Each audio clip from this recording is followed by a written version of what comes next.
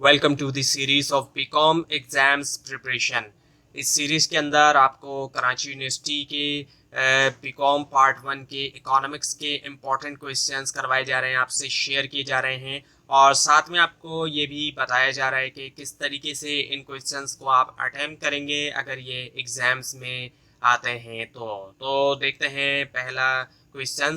पहले क्वेश्चन से पहले आपको ये बात भी बताई जा रही है कि इसके अंदर डिफरेंट सेक्शंस होते हैं और आपको ये बात पहले से मालूम भी होगी कि डिफरेंट सेक्शंस हैं। जो माइक्रो इकोनॉमिक्स का सेक्शन है उसमें कौन कौन से क्वेश्चन हैं सबसे पहले वो आपको बताए जा रहे हैं। पहला है यहाँ पर, what is the difference between price elasticity of demand and income elasticity of demand. अब जो प्राइस इलास्टिसिटी ऑफ डिमांड है और जो इनकम इलास्टिसिटी ऑफ डिमांड है, इन दोनों के दरमियान जो डिफरेंस है वो आपने बताना होगा कि इन दोनों में क्या डिफरेंस है। इस तरह का क्वेश्चन आता है। तो उसके बाद ये कि how is price elasticity of demand measured through total outlay method, यानी कि प्राइस इलास्टिसिटी ऑफ डिमांड को किस तरीके से मेजर किया जाता है टोटल आउटले मेथड के जरिए। इसको आपने एक्सप्लेन करना होगा, सिर्फ बताना नहीं होगा बल्कि एक्सप्लेन करना होगा, उसमें डिटेल आपने लिखना होगी।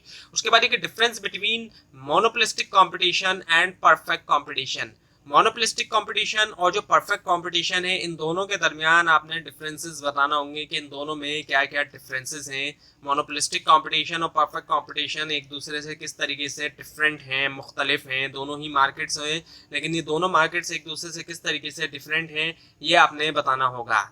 उसके बाद ये कि explain consumer equilibrium. Consumer equilibrium को आपने एक्सप्लेन करना है with the help of diagram. साथ में आपने डायग्राम भी ड्रॉ करनी होगी। डायग्राम के जरिए आपने बताना होगा कंज्यूमर इक्विलिब्रियम को। एक तरफ आप डायग्राम भी बनाएंगे, दूसरी तरफ आप एक्सप्लेन भी करेंगे।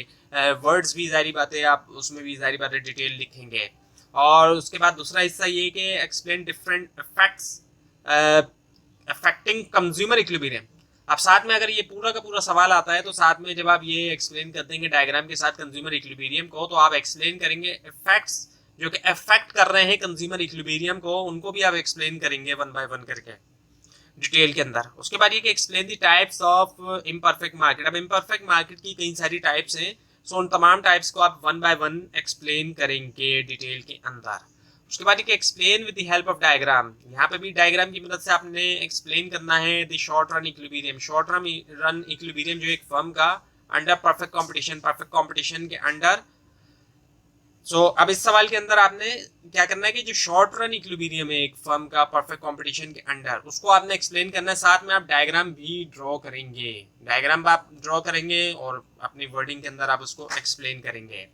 और दूसरा हिस्सा ये कि और है, अगर इस तरह का क्वेश्चन आएगा कि जिसमें और लिखा होगा तो आपके पास फिर चॉइस होगी।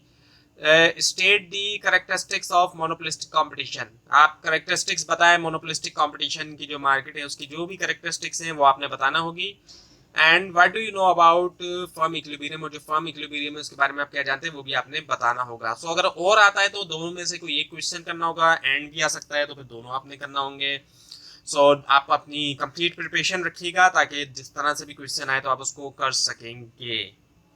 उसके बाद ये कि explain the law of returns with the help of schedule. अब यहाँ पर लॉ ऑफ रिटर्न को आपने एक्सप्लेन करना होगा, साथ में अपने स्केड्यूल भी उसको भी आप बनाएंगे। स्केड्यूल बनाएंगे एक तरफ और एक तरफ आप उसकी डिटेल लिखेंगे। तो डिटेल आप लिखेंगे साथ में स्केड्यूल बना के, तो फिर आपका क्वेश्चन जो है वो काफ़ी अच्छा होगा। उसके बाद ये why is law of increasing return is also called law of diminishing cost. अब लॉ ऑफ इंक्रीजिंग रिटर्न क्यों कहलाता है लॉ ऑफ डिमिनिशिंग कॉस्ट, इसके बारे में आपने एक तरह से रीज़न देना होगा कि क्यों कहलाया जाता है ये। इसको आपने लिखना होगा, थोड़ा डिटेल में ही आप लिखेंगे, अच्छी तरीके से इसको क्लियर करें इस बात को कि क्यों कहलाया जाता है, तो फिर आपका क्वेश्चन काफ़ी अच्छा होगा। उसके बाद ये कि डिफ्रेंशिएट बिटवीन दी फॉलोइंग। अब इन तमाम जो नीचे आपको दिखाई दे रहे हैं, इन दोनों जितने भी दिख रहे हैं इनमें आपने फ़र्क बताना है। परफेक्ट कंपटीशन और मोनोपोली, इन दोनों के दरमियान फ़र्क बताना होगा कि दोनों जो मार्केट हैं इन दोनों में क्या क्या डिफरेंसेस हैं। और माइक्रो इकोनॉमिक और मैक्रो इकोनॉमिक दोनों ब्रांचेस हैं इकोनॉमिक्स की, इन दोनों के दरमियान और दो तरह के इक्विलिब्रियम है, प्रोड्यूसर और कंज्यूमर। इन दोनों में क्या फ़र्क है, जारी बात है कंज्यूमर इक्विलिब्रियम अलग है और प्रोड्यूसर अलग है। और चेंज इन क्वांटिटी डिमांड और चेंज इन डिमांड। अब लोग डिमांड नॉर्मली तौर पे जनरली लोग डिमांड और क्वांटिटी डिमांड को एक ही समझते हैं। दोनों में फ़र्क है। इकोनॉमिक्स के अंदर क्वांटिटी डिमांड एक अलग चीज़ है और डिमांड एक अलग है। तो चेंज इन डिमांड होना और चेंज इन क्वांटिटी डिमांड होना दोनों अलग है, इन दोनों के दरमियान आपने फ़र्क बताना होगा। और इसके अलावा पॉइंट इलास्टिसिटी और आर्क इलास्टिसिटी, ये दोनों इलास्टिसिटी की टाइप है, इन दोनों के दरमियान फ़र्क बताना है। इसी तरह इनकम इलास्टिसिटी और क्रॉस इलास्टिसिटी, इन दोनों के दरमियान भी सारी बात है। तो ये जितनी भी इलास्टिसिटी की टाइप्स हैं ये तमाम इंपॉर्टेंट है, तो इनको आप अच्छी तरीके से समझिएगा।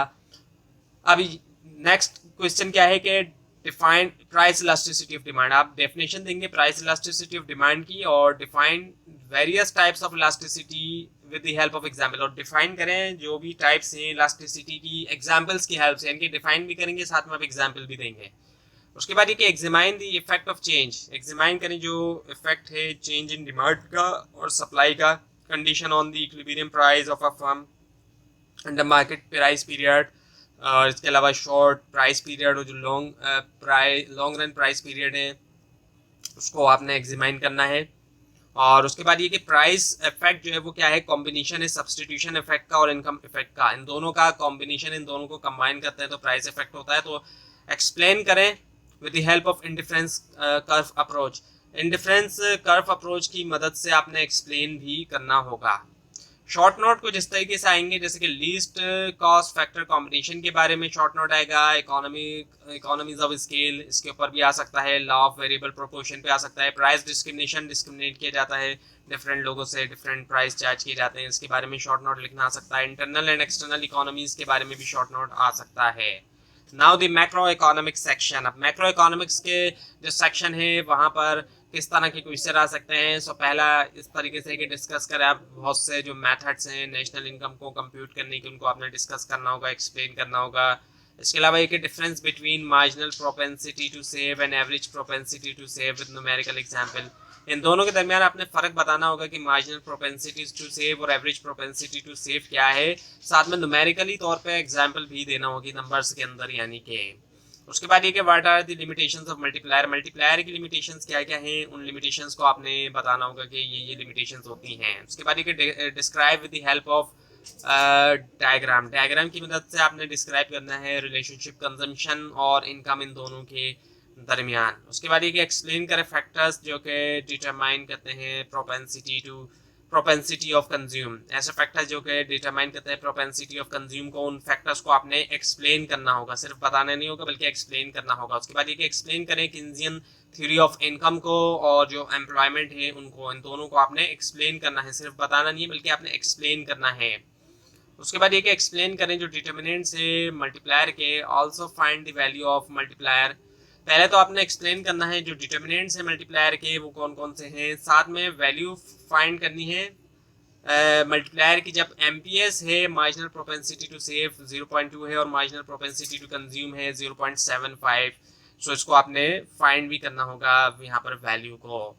उसके बाद ये डिफाइन करें और इलस्ट्रेट करें जो कॉन्सेप्ट है इन्फ्लेशनरी गैप का और डिफ्लेशनरी गैप का, पहले डिफाइन करें फिर इलस्ट्रेट करेंगे इन दोनों कॉन्सेप्ट्स को, and how this gap can be eliminated, और किस तरीके से जो गैप है उसको एलिमिनेट किया जा सकता है, ख़त्म किया जा सकता है, इसको भी आपने फिर डिस्कस करना होगा, इनकी डिटेल के अंदर आपने बताना होगा।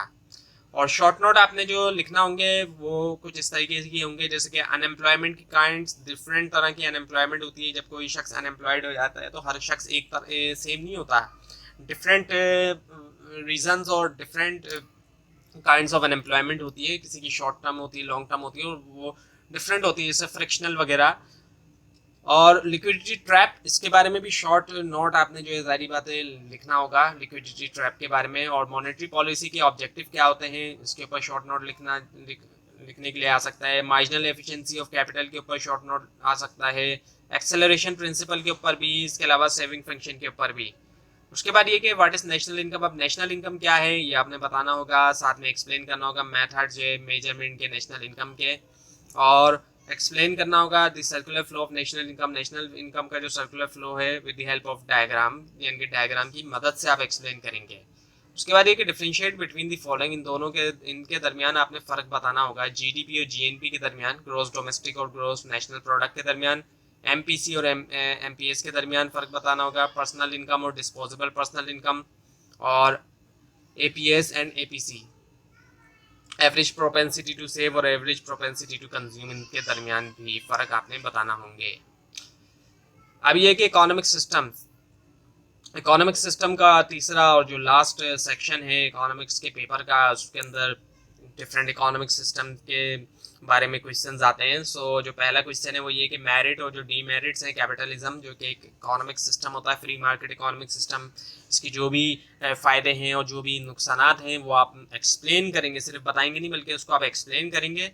उसके बाद ये कि डिस्क्राइब करें ऑब्जेक्टिव्स और जो साइलेंट फीचर्स हैं इस्लामिक इकोनॉमिक सिस्टम के। इस्लामिक इकोनॉमिक सिस्टम जो कि इस्लामिक रूल्स के मुताबिक है, सो उसके क्या क्या ऑब्जेक्टिव्स और साइलेंट फीचर्स हैं उनको आपने डिस्क्राइब करना होगा, उनको आपने डिटेल में बताना होगा। उसके बाद ये कि what are the central problems of an economy, अब किसी भी इकोनॉमी की जो सेंट्रल प्रॉब्लम्स हैं वो बतानी होगी, और साथ में ये कि कैसे उन प्रॉब्लम्स को सॉल्व किया जाए मिक्स इकोनॉमिक सिस्टम के अंदर और कैपिटलिस्ट इकोनॉमिक सिस्टम के अंदर। तो ये थी आज की वीडियो। आपको इस बारे में कोई क्वेश्चन है नीचे कमेंट कीजिए, और इस पूरी सीरीज को देखने के लिए इस चैनल को सब्सक्राइब कीजिए, बेल आइकन के ऊपर क्लिक कीजिए। Thanks for watching this video and best of luck.